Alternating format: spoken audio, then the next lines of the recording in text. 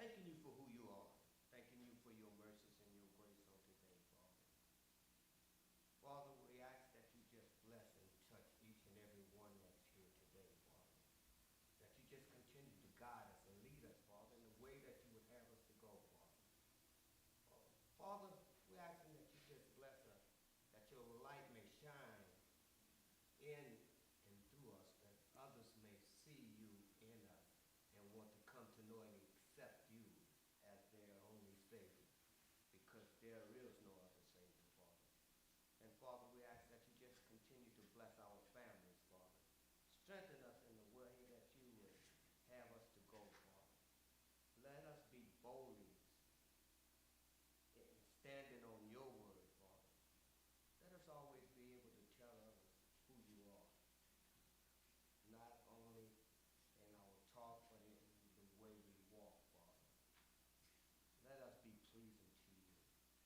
And Father, today, Father, as you bring your word forward through Pastor Paul, Father, we ask that you just bless him and strengthen him today and his family as well. And we ask this in our precious Lord and Savior Jesus Christ. Amen. Amen. It's a pleasure to introduce Paul Edwards to preach again. Amen.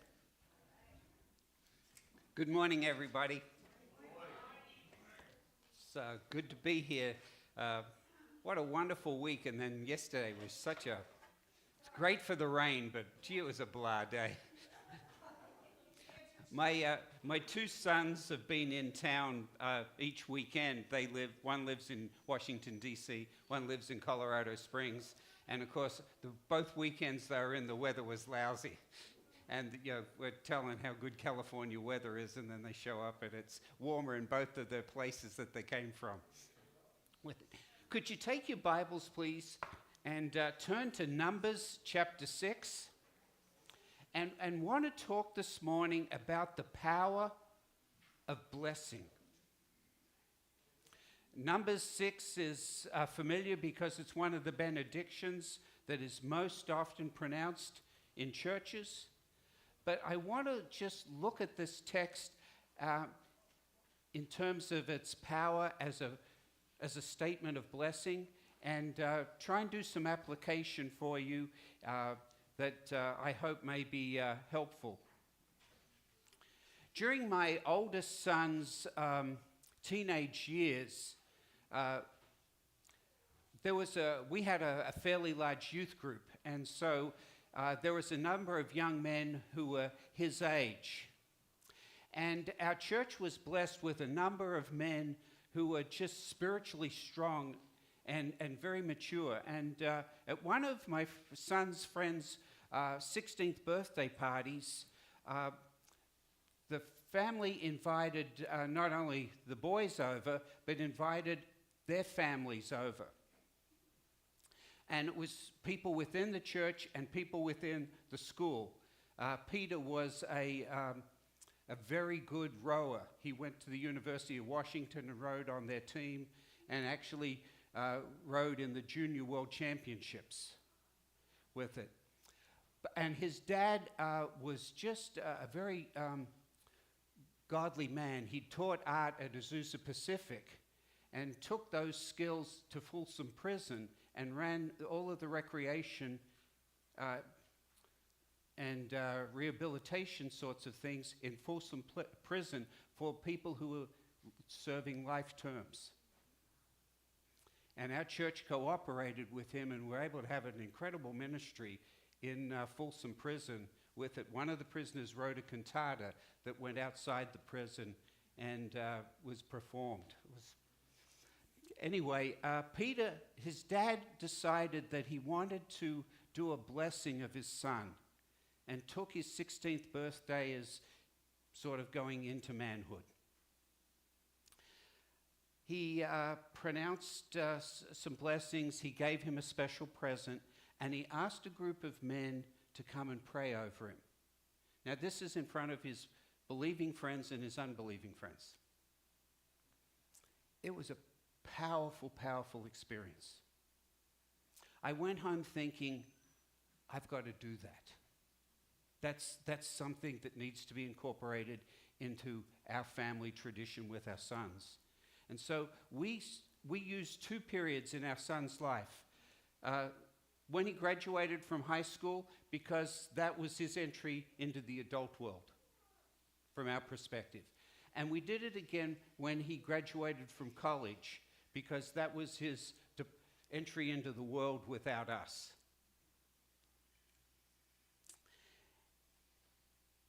And we wanted to picture a special future for him.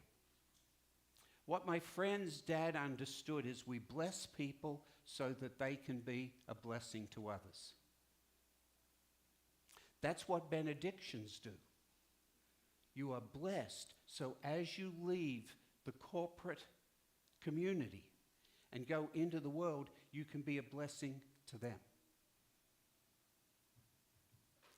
Will you hear the words of Scripture? The Lord said to Moses, "Tell Aaron and his sons, tell the priests this. This is how you are to bless the Israelites. Say to them, the Lord bless you and keep you. The Lord make his face to shine on you and be gracious to you. The Lord turn his face towards you and give you peace. So they will put my name on the Israelites, and I will bless them." What's a blessing? Gary Smalley and John Trent, a number of years ago, wrote a little book called The Blessing. And in that book, one of the things that they did was they looked at all of the passages in Scripture that have to do with blessing. The word's used about 400 times. And what they concluded after their study was that when you bless somebody, there's at least 4 things that happen from a biblical perspective. In any of the blessings, there's some meaningful touch. There's a physicality to it. There's a touching.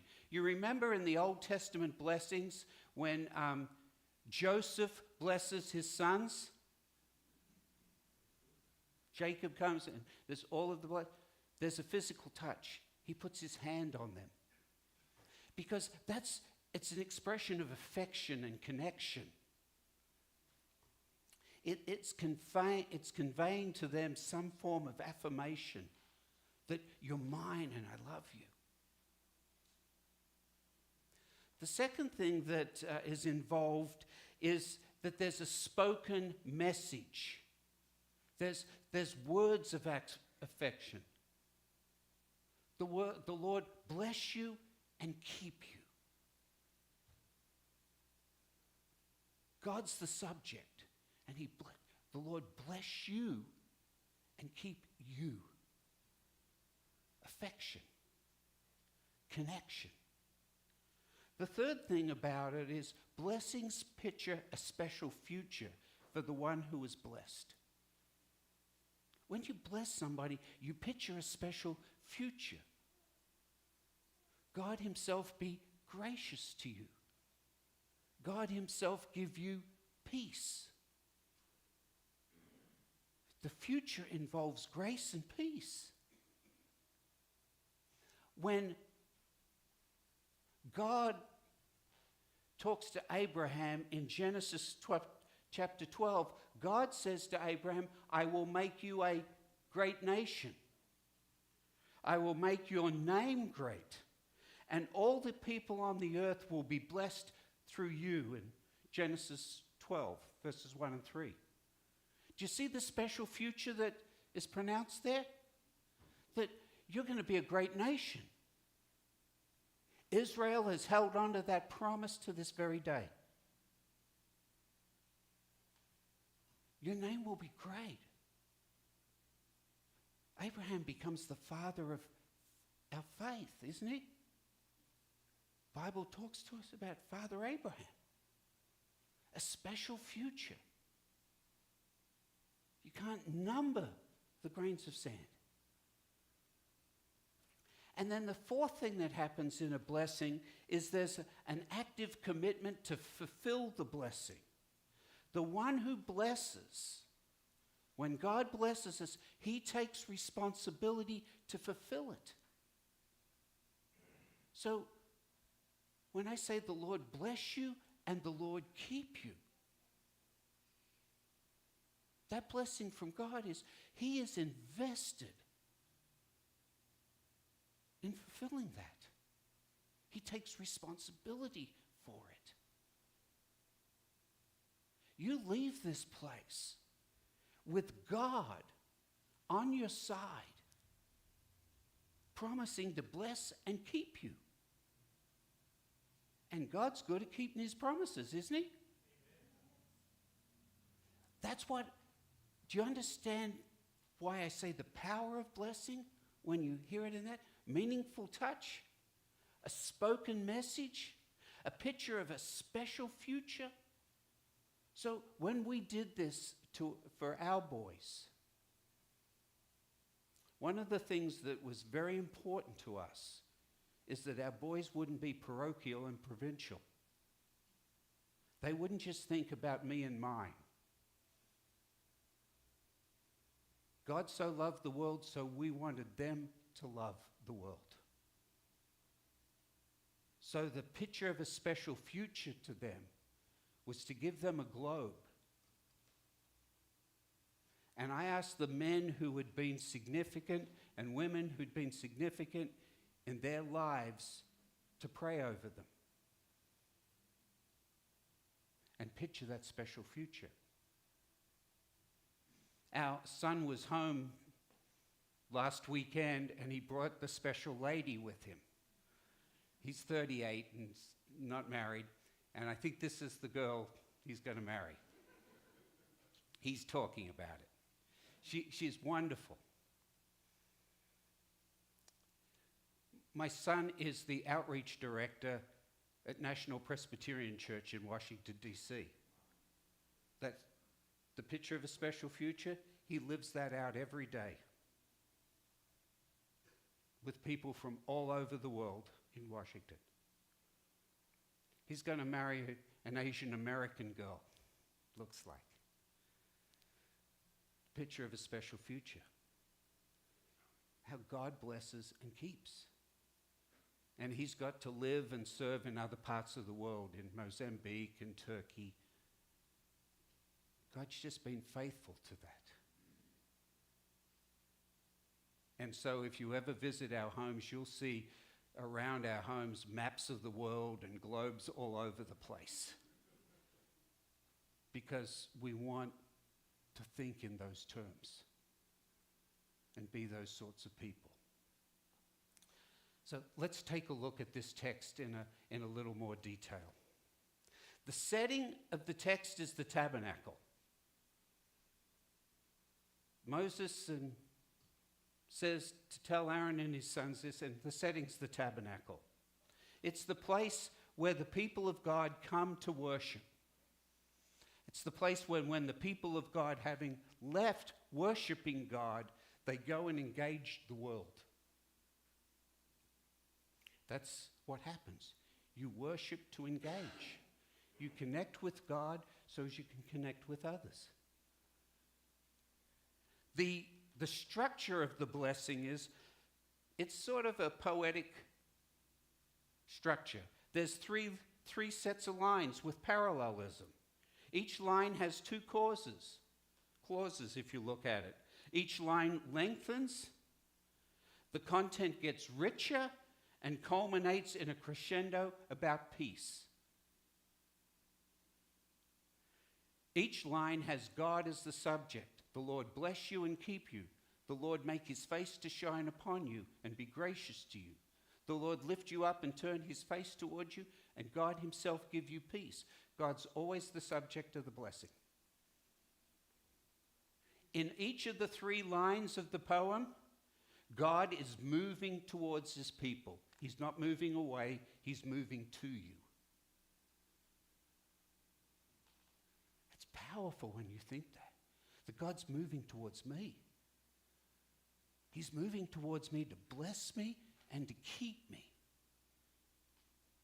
to be gracious to me, and to give me peace. He's moving towards me. And the second line is about an activity that God does on my behalf to bless me and to keep me, to be gracious to me, to give me peace. Wow.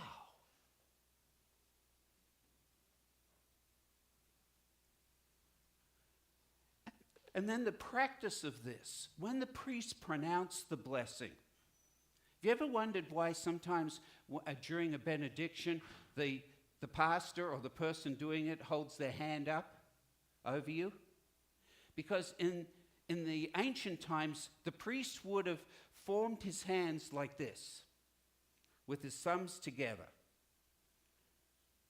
And the idea was that as he prayed over the people, and the people were to have their heads bowed.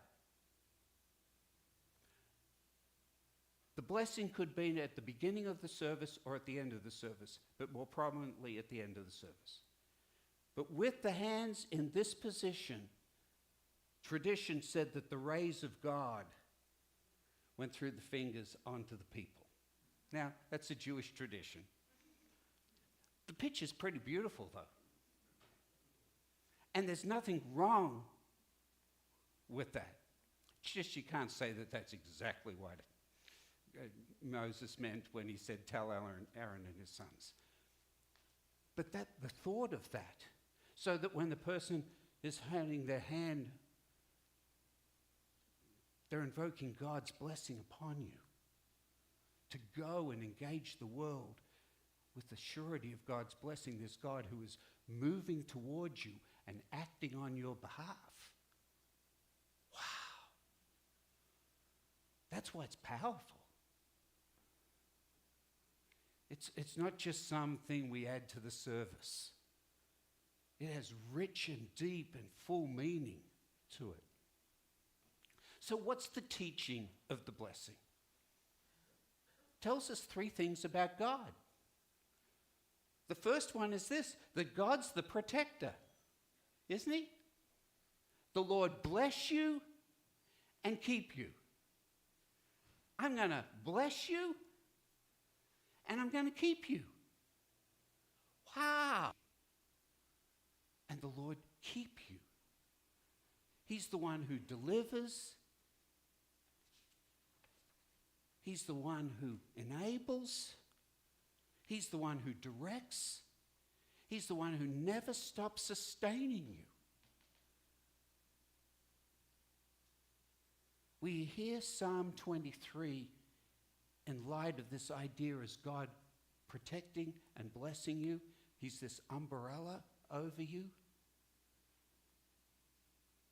The Lord himself is my shepherd. I lack nothing.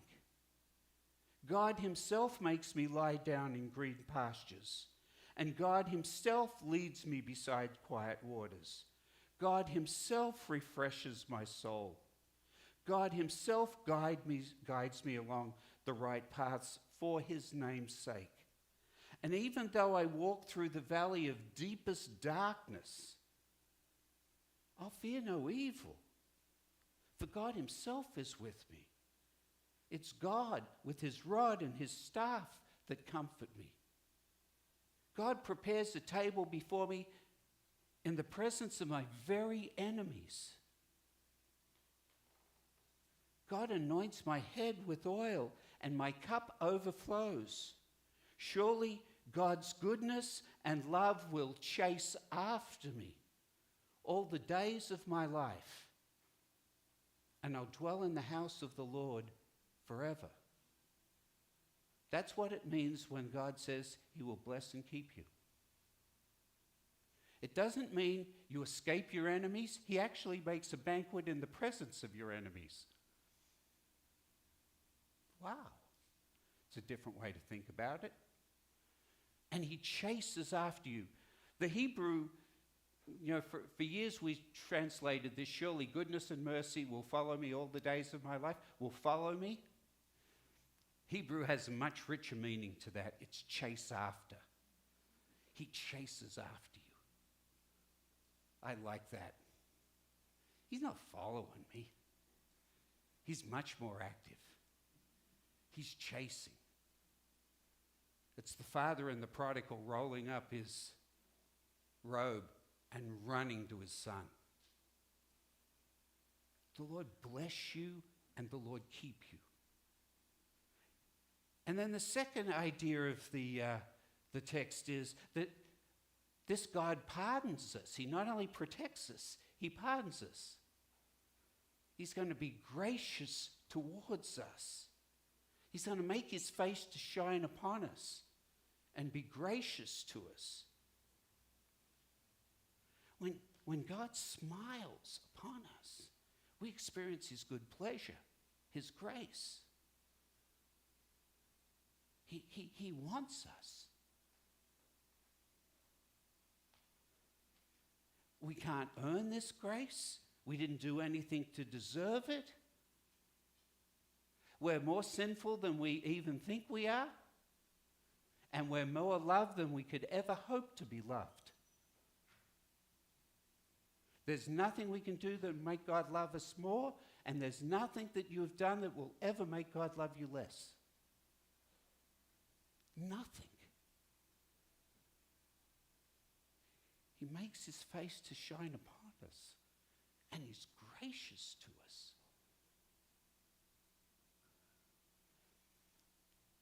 In 40 years of the pastorate, a little over that these days, it hasn't been so much people's guilt that I've had to deal with. Guilt is a little easier to deal with than shame. Because guilt is about what you did. You feel guilty for something you did wrong. Shame is about who you are. And that's harder to get at. And the only answer to shame is grace. He makes his face to shine upon you, and he's gracious to you. What Calvary says is that you were worth a son to God. You were so important to God and so significant to God that God himself, God the Son, leaves heaven's glory and dies upon the cross to take care of your sin and your shame. He makes his face to shine upon us. He's gracious to us. And then the third thing that the text points out to us, that this God, he wants to give us peace. Peace.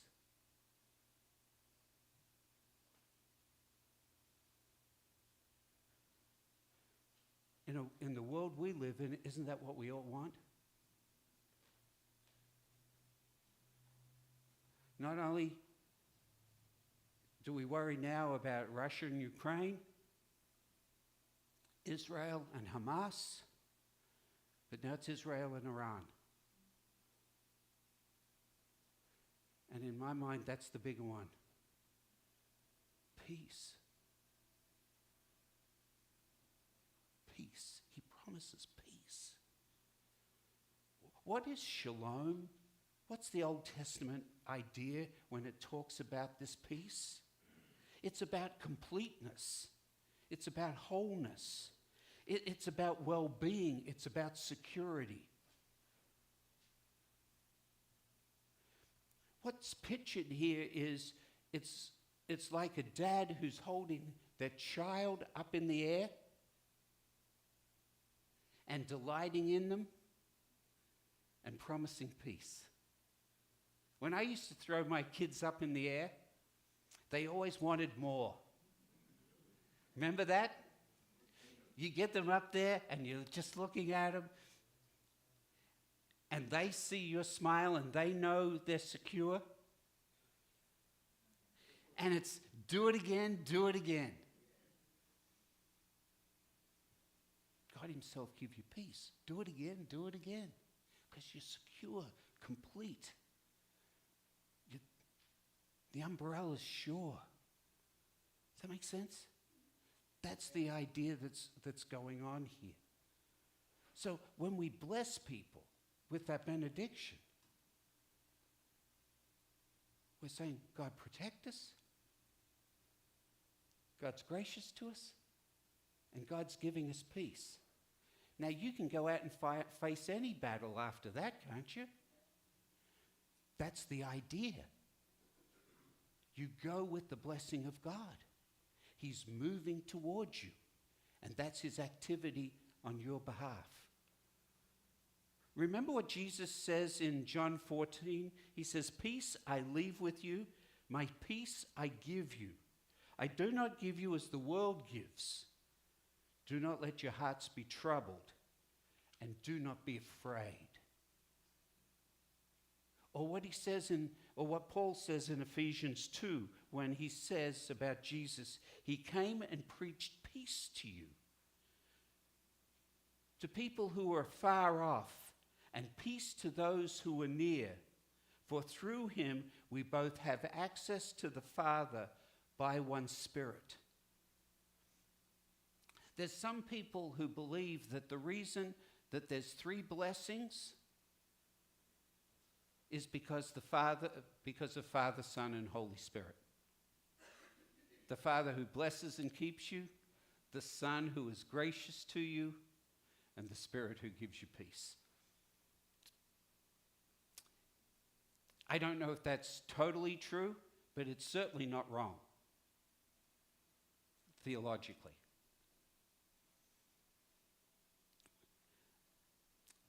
I not only learned how powerful this was with my son, but I learned it on an experience in Africa a few years ago. For many years, our church was involved in a partnership in Uganda we'd had a missionary who lived there for many years, who's a local here lives over in Clear Lake area. And when he retired, just before he retired, he asked me to come to Uganda. And he then told me I was the first pastor who'd ever visited him in Uganda after all the years. Many times because of the Civil War and all of the unrest.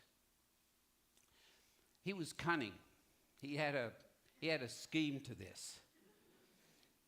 He introduced me to the national pastor and we became friends. So much so that when his daughter got married, he asked me, I flew to Uganda to do the wedding. When my youngest son got married, he came over here. We're kind of brothers. And so every year that I would go, he would take me deeper into the culture to see how far I could go before I called uncle. One of those years, we went to a place called Zombo in northern Uganda on the Congo border. This is where all the conflict has been. Goma is a place that you hear about often in the news. I swear that the holes in the road are so deep when you go in, you don't think you're coming out the other side. They've been just decimated by trucks from the World Food Program taking aid into the Congo from all of the civil unrest. It's such a delicate area that when I went there to do some conference speaking, I had to meet with the head of police before he'd let me into the county, just as a precaution. And the task on the weekend the 4 days I was there was to help train pastors. About 75 pastors who gathered at a new agricultural college that the government had just built. And and I'm not an evangelist, but to take the Jesus film and do an outdoor crusade using the Jesus film and me preaching. Incredible experience. We're right on the border of Uganda and Congo. It's in the evening, and I'm on this little rickety stand. You weren't sure it wasn't going to collapse on you at any moment. And I'm looking at the mountains, I'm looking into the Congo with the sun setting. It's absolutely spectacular. And was asked to preach. So I spoke, and then we showed the Jesus film. And I'd heard stories of people weeping when they watched the Jesus film. About 2,000 people showed up into the little village square to watch the film. And that day, about 250 to 300 people accepted Christ. It was just an unbelievable experience. The next day, we were opening a new church in that village. With that, there were 300 people at the opening of the church in a little village in the Congo. The singing and dancing, oh. Even a white boy like me can dance when I'm with Africans. The music and the dance, it was. But when I was speaking to the pastors, I used this text. And I said many of the things that I've said to you this morning. And then I started to walk down the aisle. And I would point to one of the pastors, the Lord bless you and the Lord keep you. And they started crying. Now these are African warriors. If you ever see a Ugandan photo, when you say smile, it's like they're going to a funeral. No emotion. Now when they're worshipping, all sorts of emotion. And these men just started weeping. And I walked the room and I just made eye contact and did those sorts, pronounced those blessings. And I went to one of my African friends later and said, what was going on? Was there something I missed? Was there something in the culture that... And he said, oh no, Paul, no one has ever blessed these men. They've never had anybody make those ideas of meaningful touch, words, a blessing, painting a special future for them. That's never been their experience. I went home to my church and realized that's what I had to do. Every Sunday, pronounce that blessing on the congregation before they left. Because that's where the power resided. The Lord bless you and the Lord keep you. The Lord make his face to shine upon you and God himself be gracious to you. The Lord lift you up, throw you in the air, turn his face towards you, and him give you peace. And something began to happen.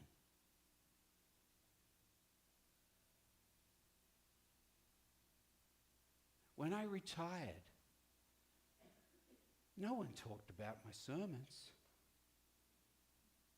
They may have talked about a hospital visit or something like that. But most people talked about every Sunday experiencing the blessing. In fact, somebody made a bookmark and distributed it to me and gave it to all the congregation.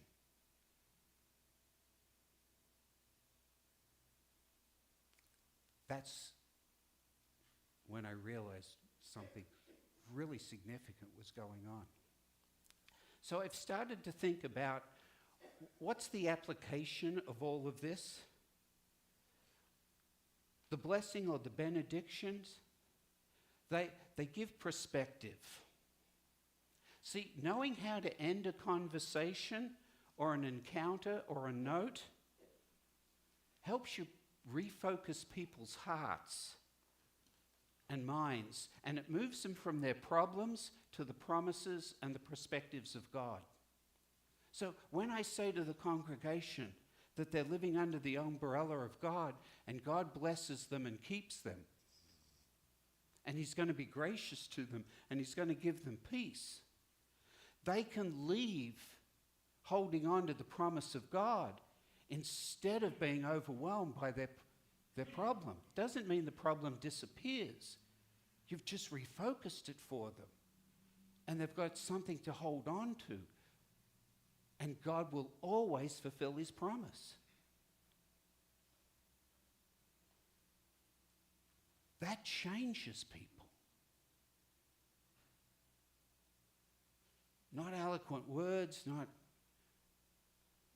the very promise of God that gives perspective. And then benedictions serve as healing words. Because most of us have had mean words spoken to us. You know, sticks and stones may break my heart, but names will never hurt me. That's baloney. Think of how many instances you hear of bullying and all the things that happen in cyber because of words, pictures.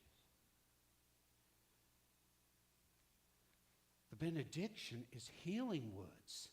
The Proverbs say this, that kind words are like honey, sweet to the soul and healthy to the body.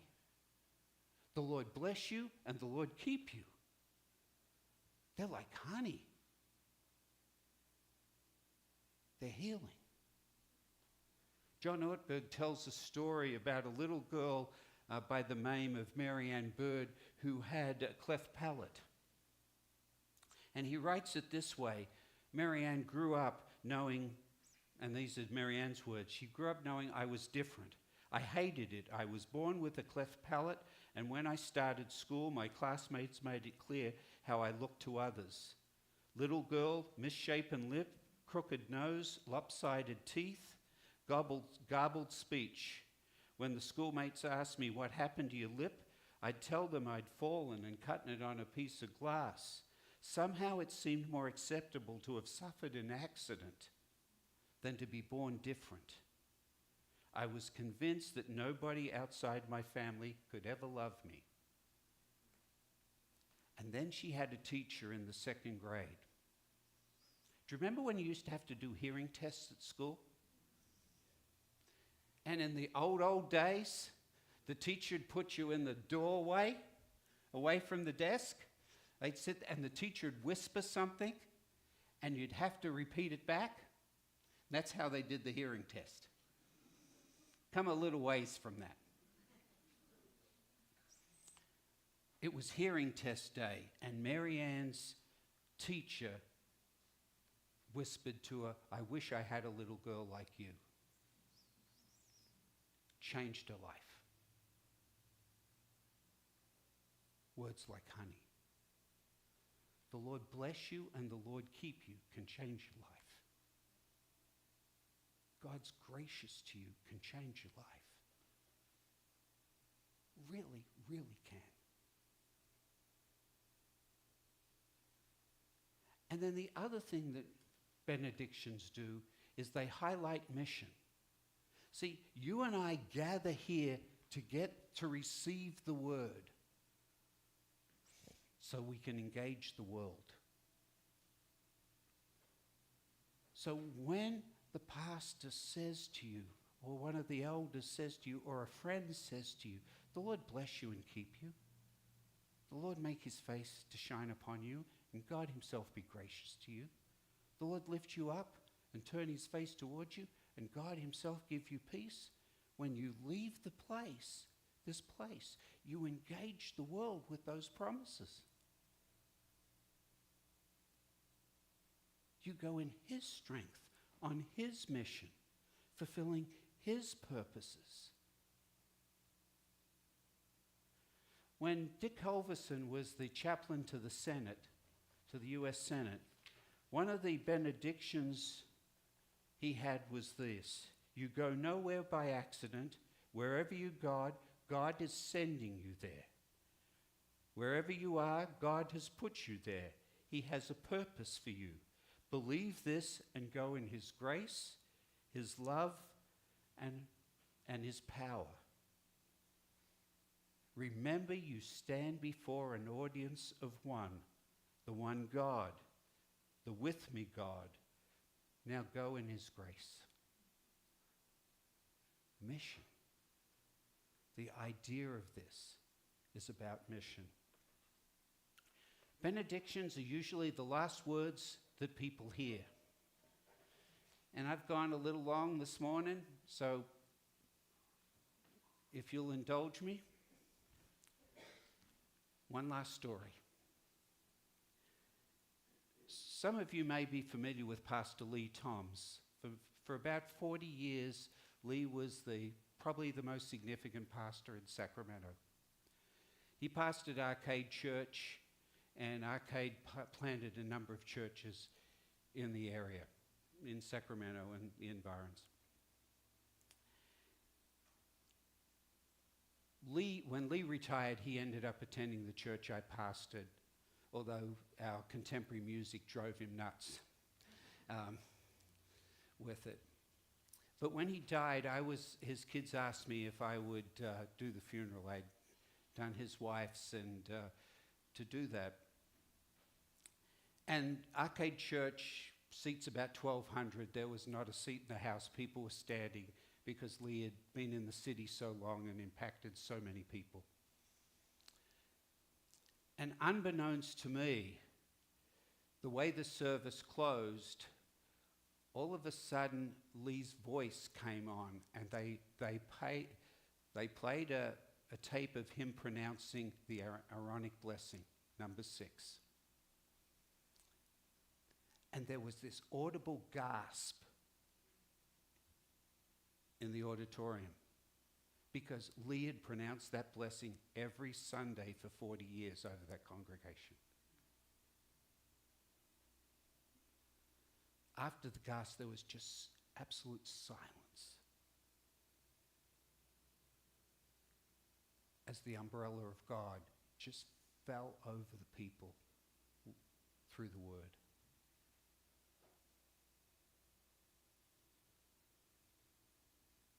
And I vowed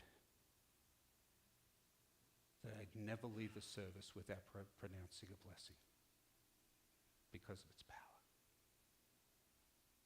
So to you, Arbuckle Community Church, the Lord bless you and the Lord keep you.